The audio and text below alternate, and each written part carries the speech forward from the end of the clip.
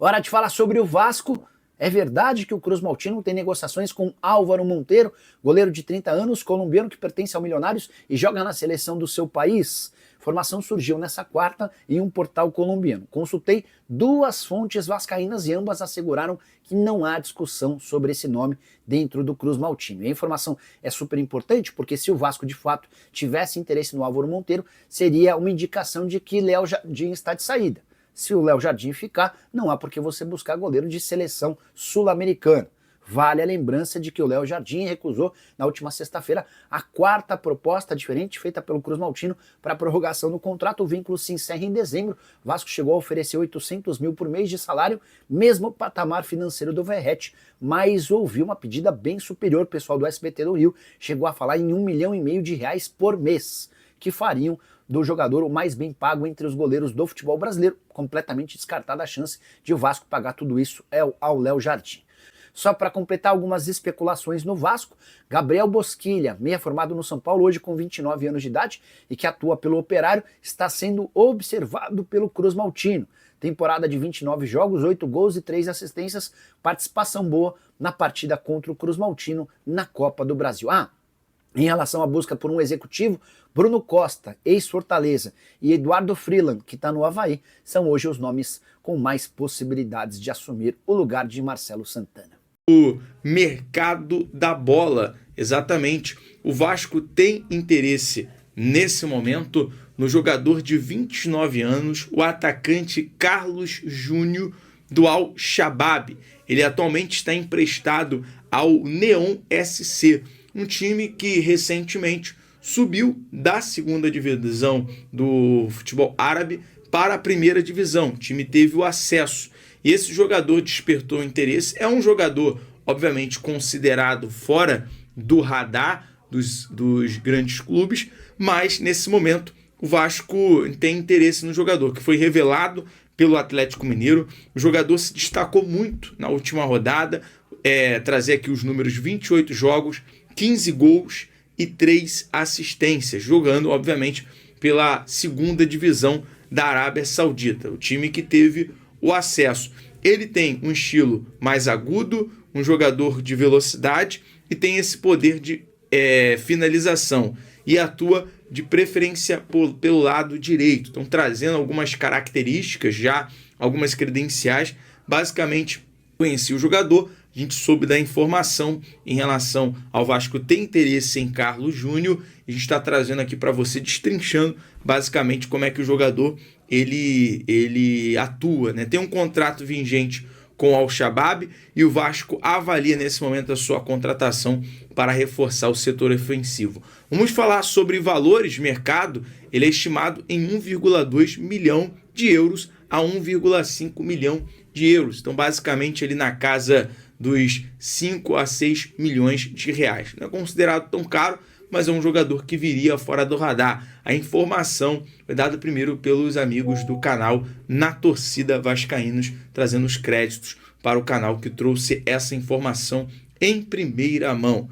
Bom, vamos falar agora sobre o Vasco receber a resposta. O Vasco recebeu uma resposta importante do Felipe Coutinho, já definindo o seu futuro.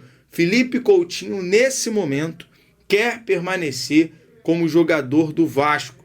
Inclusive, a família do jogador, que está adaptada ao Rio de Janeiro. O Felipe Coutinho tem o seu projeto, né? Felipe Coutinho na Barra em Jacarepaguá, que é o Instituto Felipe Coutinho. Então tem tudo bem ali já organizado no Rio de Janeiro, a família é de boa também na cidade. E é o seguinte, os representantes do Coutinho que viajaram para poder ajustar com o time inglês, com o Aston Villa, um acordo amigável pela rescisão do jogador. A resposta do Felipe Coutinho já chegou ao Vasco, já chegou à diretoria, e o mesmo quer permanecer, quer ficar no Vasco. Agora precisa o Vasco, junto ali ao Felipe Coutinho, receber a resposta do Aston Villa em uma rescisão amigável. Lembrando que o contrato do jogador se estende até o final de 2026 com o Aston Villa. Então, ao que tudo indica, o clube também vem passando por umas situações complicadas, vai liberar o Coutinho de uma forma amigável. Não teremos aí uma novela, uma complicação em relação à saída do Philippe Coutinho. Olha, caiu como uma verdadeira bomba na manhã de hoje, matéria da revista Josimar, que antes não era muito bem vista, mas tem dado realmente a letra a respeito da situação que envolve a 777, se é que ele existe. Assustou muita gente a informação de que nessa sexta-feira, às 10 horas da manhã, horário norte-americano, nos escritórios da Cadwalder, Wicker Shaw e Taft LLP, em Nova York, vai acontecer um leilão público. Até aí tudo bem, mas por que assusta? Esse leilão coloca à venda todas as ações ainda detidas pela 777 Partners nos clubes que ela ainda detém relação. O Gênova, o Sevilha da Espanha, o Standard de Liège da Bélgica, o Red Star da França, o Hertha Berlim da Alemanha e o Vasco da Gama.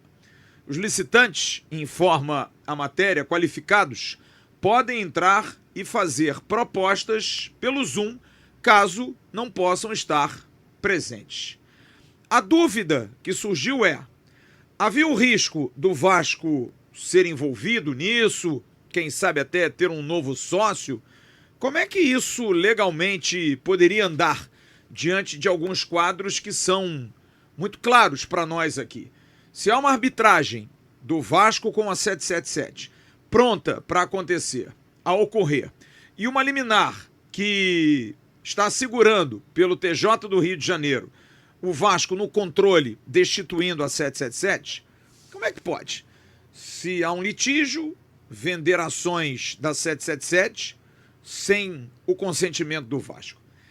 Esse leilão ocorre devido à execução de uma dívida de uma empresa veiculada à 777, a Nutmeg, que tem com a seguradora ACAP, que financiou os negócios da 777, essa dívida. Então, é uma briga entre eles. O leilão ocorre porque a Nutmeg contraiu um empréstimo inicial de 23 milhões de dólares junto à ACAP. E esse empréstimo foi sendo negociado e ampliado até atingir 350 milhões de dólares em dezembro de 2024. A ACAP, como credora, decidiu executar as garantias, que são as ações nos clubes. A 777 passa por uma situação muito grave, tem muitos processos judiciais, dívidas, investigações criminais cíveis nos Estados Unidos e na Europa. Mas a ACAP também não está liberada de tudo, não. Ela tem problemas com os departamentos de seguros de estado de Utah e Carolina do Sul, que já inclusive bloquearam ações da empresa. Mas mesmo com todos esses problemas, o leilão parece que vai acontecer. A Leadenhall Capital Partners, que alega ser credora de 650 milhões de dólares, acusa a ACAP de agir em conflito de interesses. Os clubes, cada um, tem uma situação, um trâmite. Alguns estão brigando na justiça, como o caso do Vasco, outros já têm fundos de interesse de poder adquirir, outros já têm até donos, pessoas que já compraram, mas de alguma forma ainda têm negociações com a antiga detentora desses direitos, a 777. O Vasco se protege na questão da justiça brasileira por conta da liminar, por conta da arbitragem, e não se envolve, não vê nenhum tipo de problema caso esse leilão venha a acontecer. É algo que não vai atingir, até porque não vai valer. Nós vamos ouvir o vice-presidente jurídico do Vasco da Gama, Felipe Carregal, e ele fez questão de nos informar e informar a audiência do canal Atenção Vascaínos sobre essa situação. O que pode atingir o Vasco, esse leilão de amanhã, hein, Carregal? Oi, Flávio, tudo bem? Em relação a essa notícia que saiu hoje de um suposto leilão que ocorrerá amanhã nos Estados Unidos, se de fato esse leilão for legítimo e se alguém de fato adquirir essas ações, as ações que a 777 ainda detém na Vasco SAF, ainda que de forma indireta, tá? Por meio da compra da sociedade que controlava os ativos de futebol. Essa pessoa não vai levar essas ações. Ela vai comprar, mas não vai levar. E ainda se tornará cúmplice de uma clara tentativa de descumprimento de uma decisão do Poder Judiciário brasileiro. E qual é a pena? Multa ou prisão, tá? E aí é importante lembrar que em maio de 24, quando nós ajuizamos a tutela cautelar antecedente, que afastou a 777, o Judiciário suspendeu todos os contratos firmados entre o Vasco e a 777. Mas não foi só isso. A decisão suspendeu também todos os direitos políticos e patrimoniais que a 777 ou qualquer outra empresa do grupo detinha sobre essas ações. Ou seja, qualquer operação societária depende do aval do Vasco e do Poder Judiciário. Tá? Então, esse leilão ele reforça mais uma vez que a decisão que nós tomamos lá em maio de 24, ela foi absolutamente certa, incontestavelmente certa. Inclusive, o potencial leilão da massa falida dos ativos da 777 foi considerado por nós, inclusive naquela coletiva em São Januário, uma das justificativas, um dos nossos temores era que isso poderia ocorrer. Então, esse leilão, se de fato ocorrer amanhã, ele reforça mais uma vez que a decisão que o Pedrinho tomou em maio de 24, além de certa, ela foi tomada no momento certo, na hora certa, e com ela nós evitamos que o Vasco fosse envolvido nesse imbróglio que envolve os ativos que restaram da extinta 777. Para explicar a forma do leilão, é muito simples. A venda é ao maior ou mais qualificado comprador, a critério exclusivo da ECAP. A ECAP pode, inclusive, cancelar a venda sem aviso prévio ou fazer uma oferta de crédito, que é o que se espera. Isso é, tomar os ativos usando a própria dívida como moeda sem colocar nenhum dinheiro novo. O aviso do leilão foi publicado apenas em 29 de maio, dando menos de uma semana de antecedência, muito abaixo dos prazos normais, que geralmente são de 45 dias. Existe risco de, no futuro, um tribunal americano anular a venda, se a 777 Partners entrar oficialmente em falência, e aí, no caso, seria nomeado um administrador judicial. Pontos positivos e negativos elencados na matéria. Os pontos positivos, para quem vai participar do leilão: a possibilidade de adquirir ativos a preço muito abaixo do mercado, em função da situação desesperadora dos vendedores, que podem gerar preços de liquidação. Acesso a ativos esportivos globalmente relevantes. Mesmo com todos os riscos, clubes como Sevilha, Gênova e até o Vasco têm grande apelo de torcida e potencial crescimento. Um outro ponto importante é pouca concorrência formal, porque o processo foi apressado, foi mal divulgado e pode resultar em pouquíssimos concorrentes nesse leilão. Se a ECAP não fizer oferta de crédito, quem participar tem chance real de assumir os ativos. Agora, existem alguns pontos muito preocupantes e que envolvem aí o Vasco. Primeiro, os riscos jurídicos, como explicou o Carregal.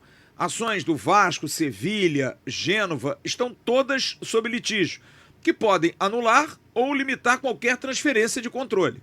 Não dá para mudar de dono assim se a coisa está tramitando na justiça. Dívidas ocultas ou pendentes. Todos os clubes possuem passivos relevantes, muito grandes. Quem comprar vai herdar parte de toda essa dívida, dependendo aí da estrutura de negócio. Possibilidade de anulação judicial do leilão. Caso um administrador judicial entre no processo, pode rever, renegociar ou mesmo cancelar os acordos feitos nesse instante. Além disso, tem o conflito entre os credores, disputas judiciais entre a ECAP, a Lidenhall, que podem gerar bloqueios, arrestos, congelamentos dos ativos adquiridos. Os riscos regulatórios. A ECAP enfrenta investigações nos Estados Unidos. Então ela não está com tanta moral assim para estar botando essa banca. E pode isso, claro, gerar conflito, efeitos colaterais dos contratos que serão derivados desse leilão.